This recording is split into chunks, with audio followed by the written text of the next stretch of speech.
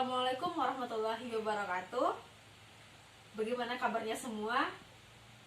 Ibu harap dimanapun kalian berada, semangat untuk belajar itu harus tetap ada. Ya, walaupun kita berada di tengah pandemi seperti saat ini, kalian tetap harus memiliki semangat yang tinggi untuk belajar. Karena belajar tidak peduli dengan siapa, kapan, dan di mana kalian belajar. Minggu lalu, Ibu telah memberikan materi mengenai jarak dan perpindahan, dan juga KPD yang menuntut kalian semua untuk menemukan sendiri apa itu jarak dan perpindahan. Nah, setelah Ibu memeriksa KPD kalian, ternyata masih juga ada yang belum paham mengenai apa sih perbedaan dari dua besaran fisika ini. Nah, oleh karena itu, dalam video ini Ibu ingin mereview kembali apa itu jarak dan perpindahan. Juga nanti di akhir kita akan masuk ke materi baru, yaitu tentang kelajuan dan kecepatan. Terlebih dahulu, yuk kita review tentang jarak dan perpindahan. Nah, coba kita review ya. Apa itu gerak? Coba lihat, coba diingat kembali apa yang Ibu sampaikan minggu lalu. Ingat? Nah, jadi benda dia dapat dikatakan bergerak apabila berpindah dari suatu posisi ke posisi lain dengan suatu titik acuan. Nah, ingat bahwa titik acuan di sini adalah kita anggap sebagai titik awal. Jadi dia seperti ini contohnya. Nah, Ibu gelindingkan ya spidol ini. Nah, artinya ya kan, si spidol dia bergerak. Posisi awalnya di sini, kemudian ketika Ibu gelindingkan, nah dia berhenti. Berarti dia mengalami perpindahan posisi dari posisinya di sini ke posisi akhirnya. Nah, itulah benda dapat dikatakan bergerak. Oke, paham ya sampai di sini ya? Nah, selain itu, benda juga memiliki lintasan. Nah, lintasannya dapat terbagi menjadi tiga. Pertama, lintasannya lurus. Yang kedua, lintasannya berupa melingkar atau parabola, dan yang ketiga lintasannya berupa tidak beraturan. Tapi pada bab ini ya, kita hanya mempelajari yang pertama tadi, yaitu lintasan yang berupa garis lurus. Oke. Nah, atau yang lebih dikenal dengan gerak lurus. Kita bahas terlebih dahulu yaitu gerak lurus. Dalam fisika, gerak lurus terbagi menjadi dua. Yang pertama ada gerak lurus beraturan atau GLB, dan yang kedua yaitu gerak lurus berubah beraturan atau GLBB. Nah, sebelum kita memasuki dua materi ini, terlebih dahulu kalian semua harus paham besaran apa saja yang akan digunakan pada materi ini. Nah, jadi ada 4 besaran fisika. Yang pertama yaitu jarak. Nah, jarak disimbolkan sebagai X, ya, X, dengan satuan meter. Kemudian perpindahan. Nah, perpindahan disimbolkan juga dengan X, tapi karena dia merupakan besaran vektor, dia memiliki panah di atas ya. Jadi itu yang membedakannya dengan jarak. Satuannya pun sama, yaitu meter. Yang ketiga yaitu kelajuan. Nah, kelajuan disimbolkan sebagai V, atau bahasa Inggrisnya adalah velocity. Dan yang keempat adalah kecepatan. Sama, simbolnya juga V, tapi dia merupakan besaran vektor, sehingga harus dibikin panah di atas. Nah, inilah 4 besaran yang nanti akan berhubungan dengan materi kita pada gerak lurus. Sekarang coba perhatikan gambar yang sudah Ibu buat di depan. Ya, kita misalkan Nina dia berada pada posisi A, atau titik awalnya adalah A. Nah, dia berjalan pada lintasan yang lurus, ya, seperti yang tampak pada papan. Nah, jadi dia bermula dari titik A, kemudian dia berjalan hingga titik B, kemudian jalan lagi hingga titik C, dan kembali ke titik B. Jadi Ibu ulangi, Nina berjalan dari posisi A, kemudian ke posisi B, ke posisi C, hingga berhenti di posisi D. Nah, sekarang berapa jarak dan berapa perpindahan yang dilakukan oleh Nina? Nah, coba ingat. Pada minggu lalu, ya, coba ingat. Ibu sudah menjelaskan apa itu jarak dan apa itu perpindahan. Nah, kita ingat ya. Jarak adalah panjang lintasan yang ditempuh. Jadi tadi Nina dari A ke B menempuh jarak sejauh 1 meter, ya. Dari A ke B ya, A ke B, ya. Kita bikin dulu titik perjalanan Nina. Jadi dari A ke B, kemudian B ke C, kemudian C ke B. Nah,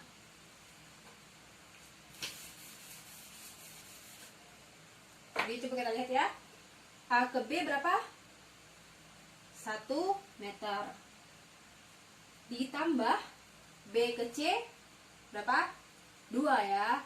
Ya kan? Karena sini 3, sini 1, jadi 3 kurang 1 adalah 2. Ditambah C ke B 2. Sehingga berapa jarak yang tempuh Nina? Ya, betul, 5 meter. Nah, inilah jarak yang ditempuh Nina dari A, B, C, dan D. Oke, paham ya sampai sini ya?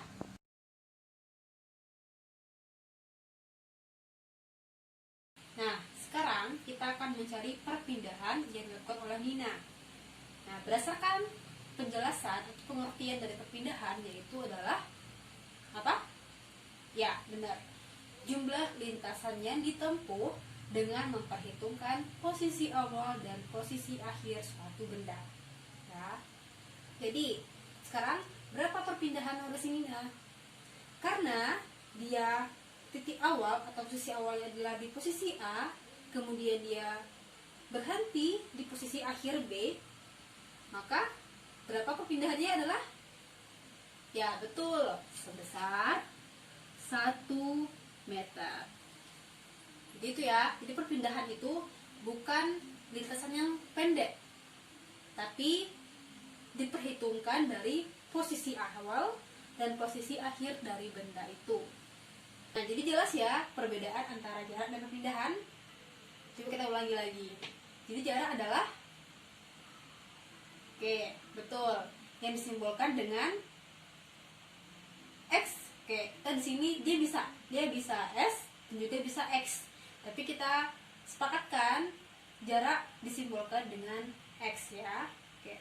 Perpindahan simbolnya adalah ya X. Tapi ingat, perpindahan adalah merupakan besaran vektor. Karena dia selain memiliki nilai, dia juga ditentukan oleh arah. Tapi kalau jarak adalah besaran skalar yang hanya memperhatikan nilainya saja. Oke, paham ya di sini ya? Nah, sekarang Ibu akan menjawab apa yang sudah kalian semua kerjakan pada KPD sebelumnya. Nah, sekarang kita coba kerjakan nomor 3 ya. Ini soalnya begini. Akil berjalan ke utara sejauh 3 meter.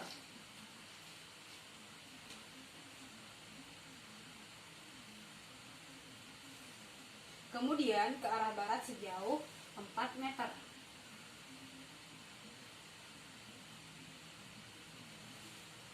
Hitunglah jarak dan perpindahan yang dilakukan oleh Akil. Nah, jadi kita buat posisi seperti ini ya. Jadi kita anggap posisi awalnya sebagai A, kemudian ini B, kemudian ini C. Nah, pertama kita cari dulu jaraknya.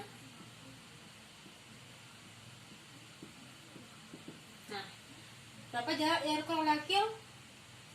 Ya, tinggal dibahas aja ya. 3 tambah 4, yaitu sebesar 7 meter. Nah, kemudian perpindahan.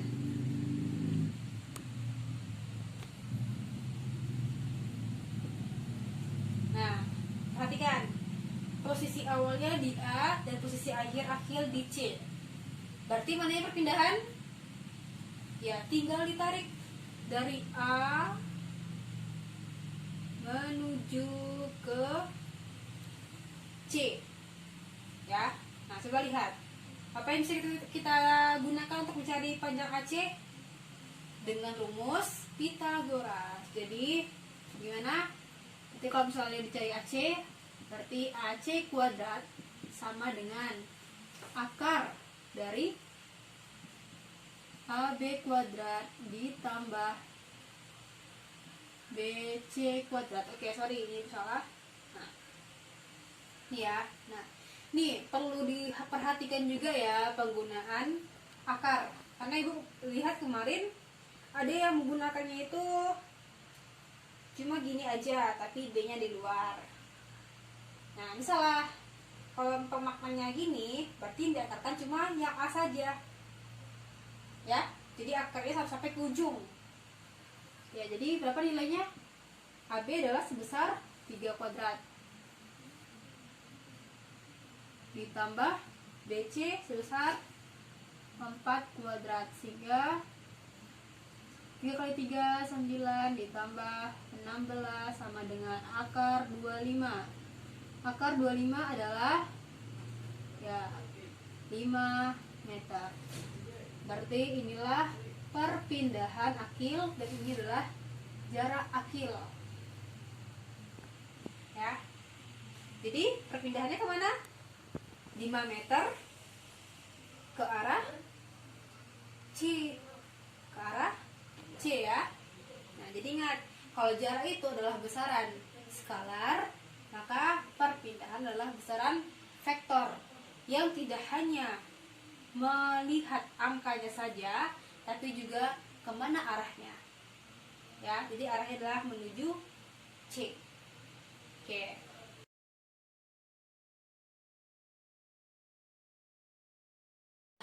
Nah, sekarang kita coba nomor 4 ya.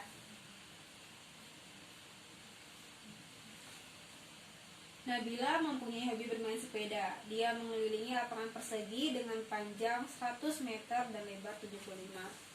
Jadi kita ibaratkan seperti ini. Ini panjangnya 100, lebarnya 75 meter. Nabila mengelilingi lapangan sebanyak 3 kali putaran dan kembali ke posisi semula. Tentukan jarak dan perpindahan yang dilakukan oleh Nabila.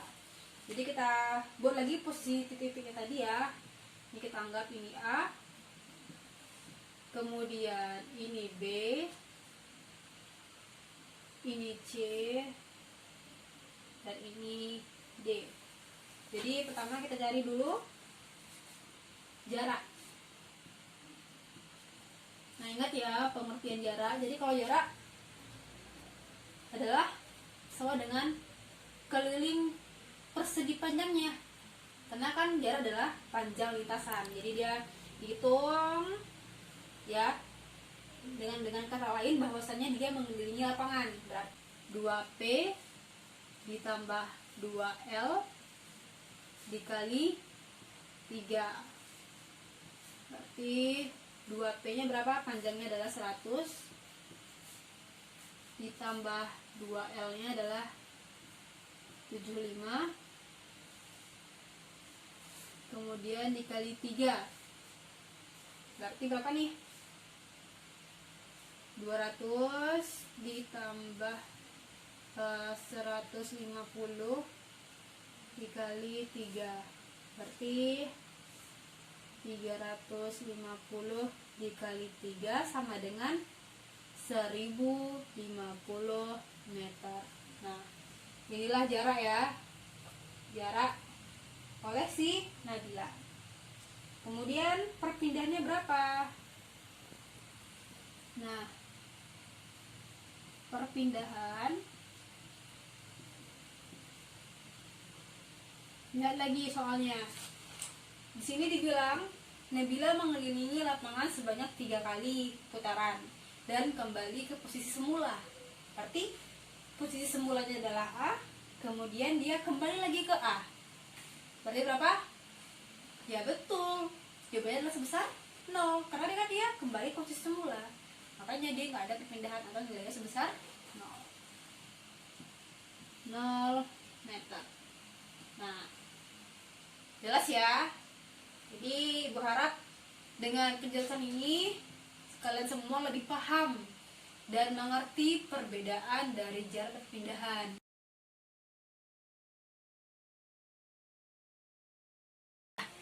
Nah, selanjutnya kita bahas mengenai kelajuan dan kecepatan.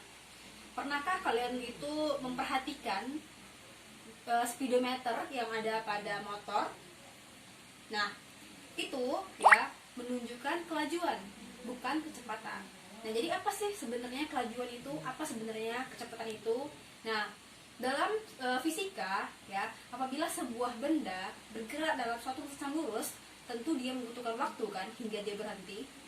Nah, kemampuan suatu benda dalam menempuh jarak tertentu dalam setiap detiknya itulah yang dinamakan dengan kelajuan. Nah, jadi kelajuan ini sangat erat hubungannya dengan jarak dan juga waktu. Nah, kalau misalnya kita membuat rumusannya, maka kelajuan adalah jarak dibagi waktu. Nah, sehingga tadi apa tadi simbol dari kelajuan? Ya, simbol kelajuan adalah V ya, sama dengan jarak X dan waktu adalah T. Nah, dari sini kita bisa menentukan satuannya, yaitu meter per second. Nah, inilah rumus matematis dari kelajuan. Nah, sekarang kita menentukan kecepatan. Kalau kelajuan bergantung pada jarak, maka kecepatan bergantung pada perpindahan.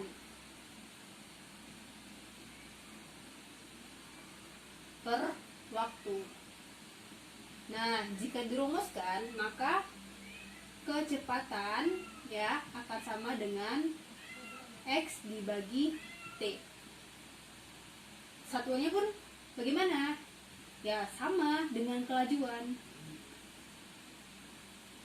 Nah, inilah rumusan dan perbedaan dari kelajuan dan kecepatan. Jadi kelajuan bergantung pada jarak dan kecepatan bergantung pada perpindahan. Nah, dari sini silahkan nanti kalian semua kerjakan AKPD sudah Ibu berikan. Apabila ada pertanyaan, silahkan hubungi Ibu secara pribadi melalui WA ataupun Google Classroom-nya ya. Dan tugas Ibu harapkan tidak dikirim di forum, tapi dikirim melalui tugas kelas atau langsung PC ke Ibu. Jadi kalau misalnya kalian mengirimkan tugas lewat forum, maka maaf Ibu tidak akan menilainya. Ya, baik, itulah pelajaran kita pada hari ini. Ibu harap kalian semua mengerti. Ibu akhiri, wassalamualaikum warahmatullahi wabarakatuh.